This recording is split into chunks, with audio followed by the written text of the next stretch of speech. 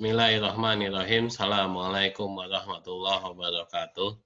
Teman-teman sekalian, saya akan merekam video pembelajaran terkait mata kuliah Tata Tulis dan Komunikasi Ilmiah. Lebih khusus lagi, pada kali ini kita akan brainstorming ya mengenai apa yang nanti akan kita pelajari. Selain itu juga kita melihat, berdiskusi mengenai apa-apa saja yang perlu teman-teman kuasai setelah mempelajari mata kuliah ini. Teman-teman, mungkin kita bertanya-tanya, mengapa sih kita perlu lagi-lagi belajar mengenai tata tulis ilmiah, ya? Padahal sudah dari SD sampai SMA, kita sudah belajar bahasa Indonesia. Di perkuliahan, kita sekarang belajar lagi mengenai tata tulis ilmiah. Teman-teman sekalian, kita akan fokus pada bagaimana menulis sebuah tulisan ilmiah, ya, bukan menulis status, bukan menulis yang bahasanya gaul, apalagi bahasa alay, tetapi kita akan fokus pada tulisan yang bersifat ilmiah.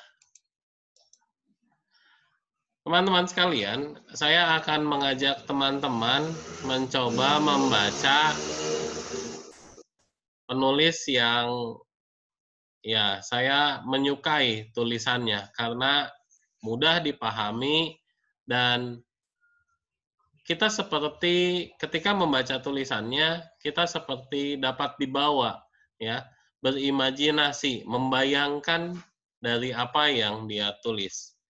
Misal ini saya contohkan dari URL yang saya tuliskan di sini, penulisnya ini adalah Asrul Ananda. Mari kita coba lihat. Pagi itu saya dapat WA, bertanya soal sepeda. Mungkin dia tahu kalau saya hobi sepeda serius. Dan dalam 8 tahun terakhir, banyak mengoleksi sepeda aneh-aneh. Ya. Tolong diperhatikan, yang panjang hanya pada kalimat kedua ini, tetapi kalau kalian ikuti saya membaca, ya, maka saya yakin teman-teman juga dapat memahami kalimat ini dengan mudah. Ya. Enak untuk kita tahu apa yang ingin dia sampaikan. Kita lanjutkan. Dia mengirimkan foto sebuah sepeda. Lalu dia bertanya, ngapunten, mau tanya, sepeda kayak gini seharga 489 juta. Masuk akal tidak ya? Saya buka foto itu, saya zoom, saya perhatikan baik-baik.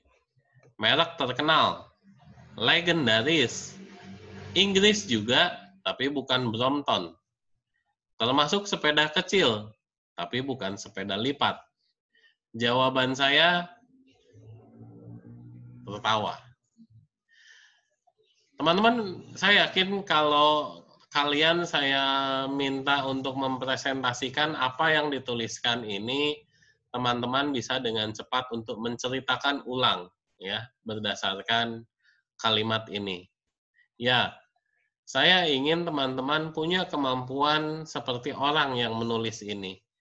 Kalian mampu mentransferkan apa yang ingin kalian sampaikan dalam bentuk tulisan.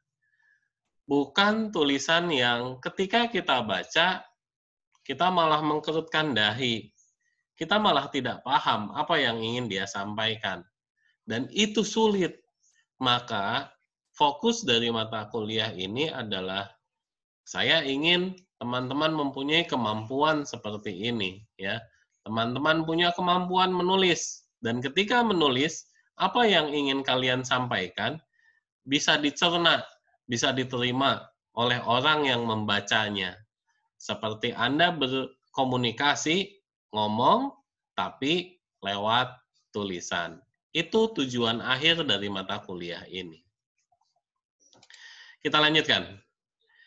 Ini tulisan lain, ini URL sumbernya, dan tulisan ini dibuat oleh bapaknya yang tadi, ya. Kalau tadi namanya Asul Ananda, ini tulisan ini dibuat oleh Dahlan Iskan. Dan ketika saya mengambil beliau, Dahlan Iskan, itu menulis tentang sesuatu yang kemarin sedang viral ya di negara kita. Baik. Kita baca kembali bareng-bareng. Nama Syekh Ali Jaber memang terkenal di Indonesia sebagai ulama dari Madinah, Arab Saudi. Tapi, Syekh Ali Jaber ini sudah warga negara Indonesia.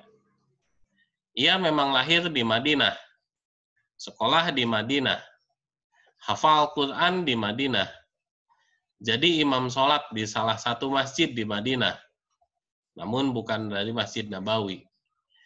Syekh Ali Jaber juga kawin di Madinah. Tetapi istrinya itu orang Lombok, Indonesia. Karena itu Syekh Ali Jaber bisa berbahasa Indonesia. Sering ke Lombok juga. Ulama itu menetap di Jakarta sejak sekitar 12 tahun yang lalu. Yang mendatangkannya adalah pengurus Masjid Sunda Kelapa, Menteng, Jakarta. Bla bla bla dan seterusnya, silahkan teman-teman lanjutkan. Nah, dari separuh yang tadi saya baca ini, saya yakin teman-teman juga bisa membayangkan ya, khususnya mungkin bagi teman-teman yang beragama Islam. Madinah adalah kota suci yang kita pengen datang ke sana. Hafal Quran kita juga tahu, semua orang yang beragama Islam menginginkannya. Imam sholat, dan seterusnya. Perhatikan teman-teman, kalimatnya pendek-pendek. Ya. Kalaupun ada yang panjang, tidak sampai satu paragraf, satu kalimat. Sehingga ketika teman-teman membuat kalimat itu kalimat yang pendek, cenderung untuk lebih mudah dipahami apa inti kalimat tersebut. Tidak ada yang membuat kita berkerut ketika baca. Saya meminta nanti teman-teman selesaikan sampai akhir. Ya. Nah, agar kita bisa menulis dengan baik dan benar, agar kita bisa berbicara lewat tulisan, maka kita pun perlu banyak membaca. Membaca tulisan orang-orang yang memang dia penulis-penulis top. Dua yang saya ambil ini, itu adalah penulis top di Indonesia. Tapi saya yakin kalian tidak mengenalnya. Itu dia teman-teman. Kita, generasi muda kita, ya kurang kemampuan literasi, kurang jam terbang dalam hal membaca. Maka tolong perbanyak wawasan kalian dengan membaca. Cermati tulisannya, dan mulai saat ini ya kalian berlatih meniru tulisan dari orang-orang yang ya ketika kalian bacanya kalian pun pasti akan berpikir, tulisannya enak, saya mampu memahami tulisan ini. Maka cermati bagaimana teknik dia menulis, tiru bagaimana dia menulis tulisan tersebut. Oke, kita lanjutkan teman-teman. Sekarang mari kita coba bandingkan dengan tulisan yang ingin saya tunjukkan pada kalian. Mari kita baca pelan-pelan ya. RSUD merupakan rumah sakit yang memberikan pelayanan, lihat di sini. Ini saya kopas plek apa adanya dari kakak kelas kalian yang menulis skripsi. Ya. Sekali lagi, RSUD merupakan rumah sakit yang memberikan pelayanan dalam berbagai jenis penyakit yang bersifat dasar, spesifik hingga subspesialistik dalam pelaksanaannya dijalankan dan diselenggarakan oleh pemerintah daerah tersebut. Stop sampai di sini. Apa yang kalian dapatkan dari kalimat itu? Dia ingin menyampaikan apa? Kita lihat satu kalimat ini. 3 baris dengan kesalahan-kesalahan huruf besar. Dengan maksud yang kita tidak dapat tangkap apa yang ingin dia sampaikan. Dan ini banyak terjadi pada setiap penulisan-penulisan skripsi.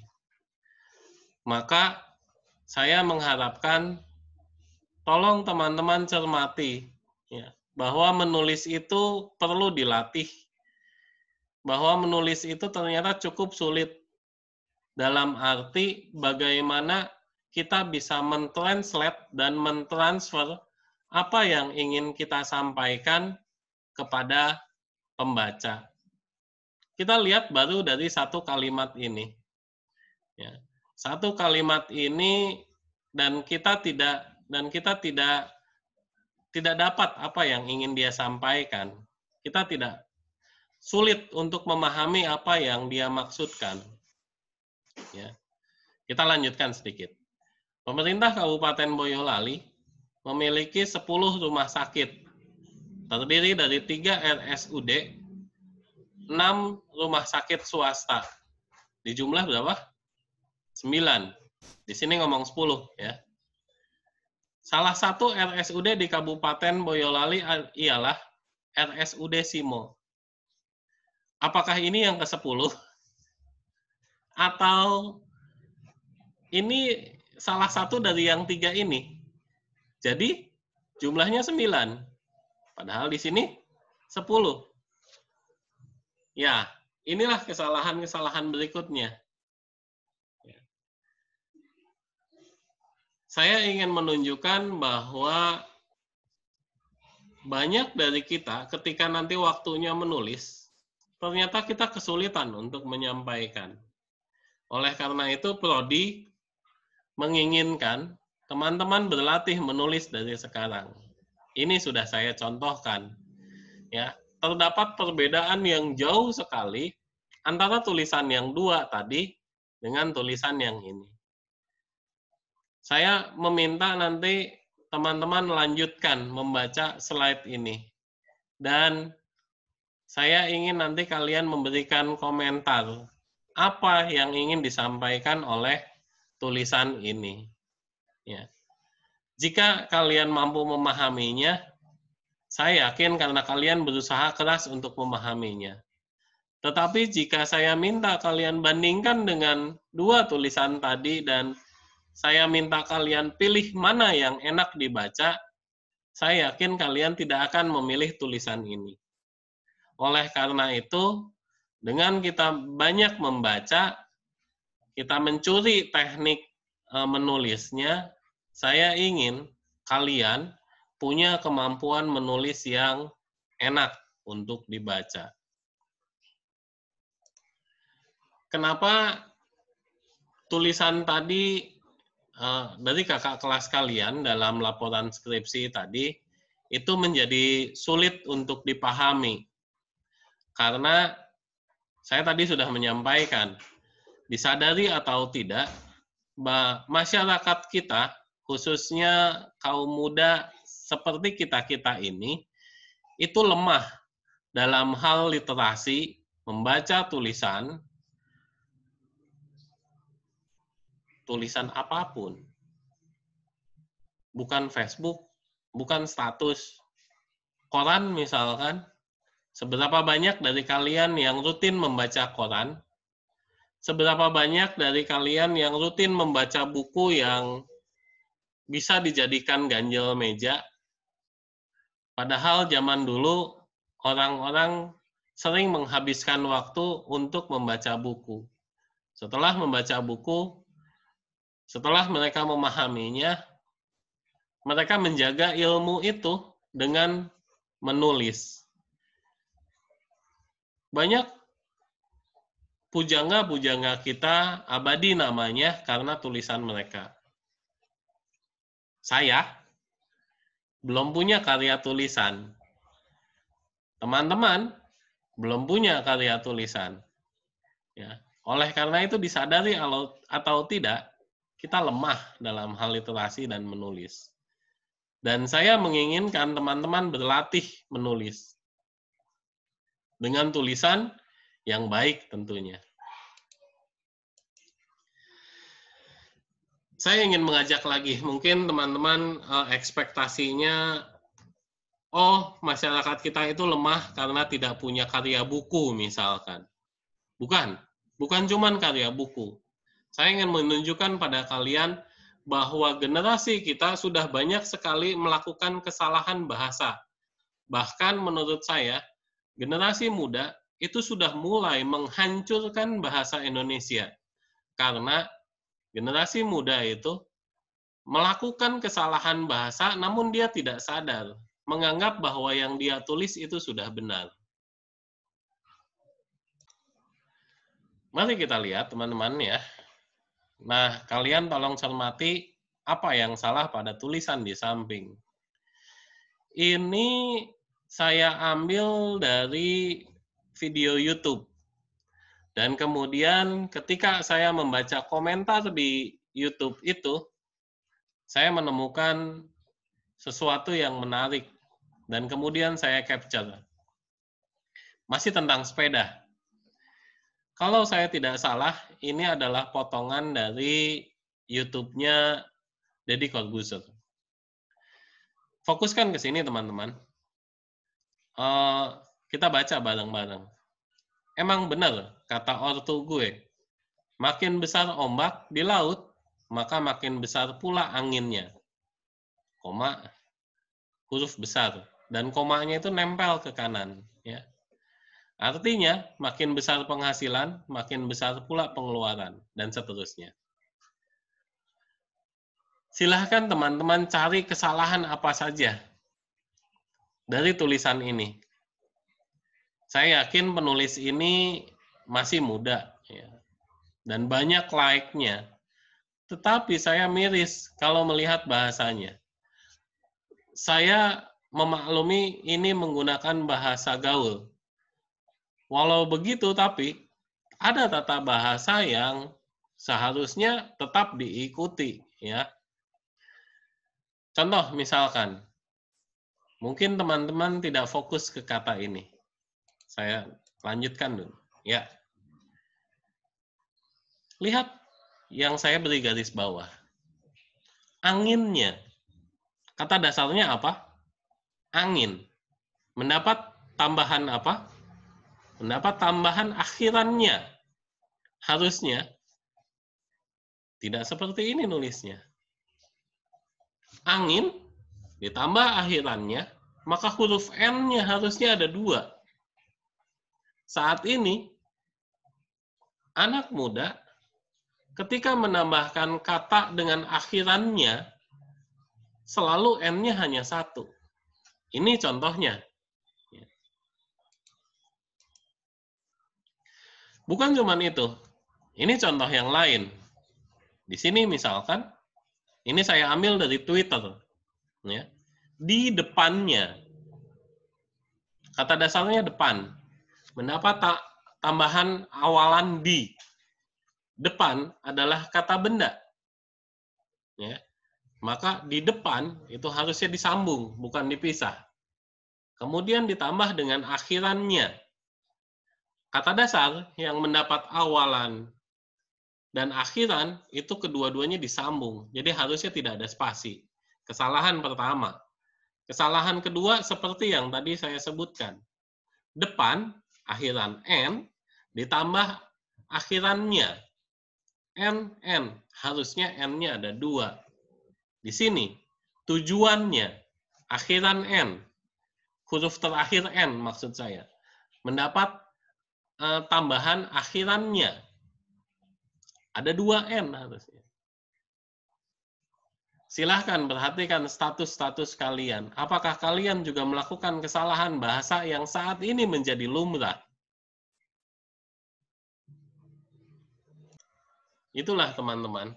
Maka saya ingin menjadi seseorang yang punya peran untuk memperbaiki kemampuan literasi kalian, memperbaiki kemampuan menulis kalian. Harapannya kalian punya ilmu menulis yang baik dan benar, dimulai dari tulisan ilmiah. Siapa tahu kalian mengembangkan kemampuan kalian itu menjadi seorang penulis populer seperti Asrul Ananda, seperti Dahlan Iskan. Ya, saya sudah menunjukkan bahwa ternyata sekarang menulis itu sulit. Baik. Nah, di akhir video ini saya meminta kalian berlatih ya, membuat tulisan. Berdasarkan dua foto ini sejenis dan bisa kalian buat cerita. Saya hanya meminta 3 saja, 3 kalimat ya. 3 kalimat cerita yang baik dan benar. Apa itu baik? Baik dari sisi bahasanya, tata bahasanya. Benar, artinya ceritanya nyambung. Ya. Seperti tulisan yang tadi saya contohkan, apa yang ingin kalian sampaikan mudah dicerna, mudah dipahami oleh pembaca. Itu yang dimaksud dengan baik dan benar. 3 kalimat saja untuk tugas berdasarkan video ini, foto ini, dan kemudian saya minta kalian buat paragraf ya, yang baik dan benar. Ya berarti lebih dari 3 kalimat sekarang berdasarkan foto di atas ini. Foto di atas ini ada kaitannya dengan posisi yang ergonomis, ya. Kata kunci yang nanti akan kalian pelajari di teknik industri. Nah, silahkan teman-teman berlatih membuat 2 tulisan tadi dan tiru teknik menulis yang baik dan benar dari 2 penulis yang tadi saya contohkan. Jangan dilakukan kesalahan-kesalahan yang sudah tadi saya tunjukkan. Silahkan teman-teman berlatih, dan mulai dari sekarang kita perbanyak jam terbang membaca dan juga menulis kita. Demikian video ini saya buat. Semoga membantu teman-teman dalam mempelajari mata kuliah Tata Tulis dan Komunikasi Ilmiah. Saya akhiri. Terima kasih. Assalamualaikum warahmatullahi wabarakatuh.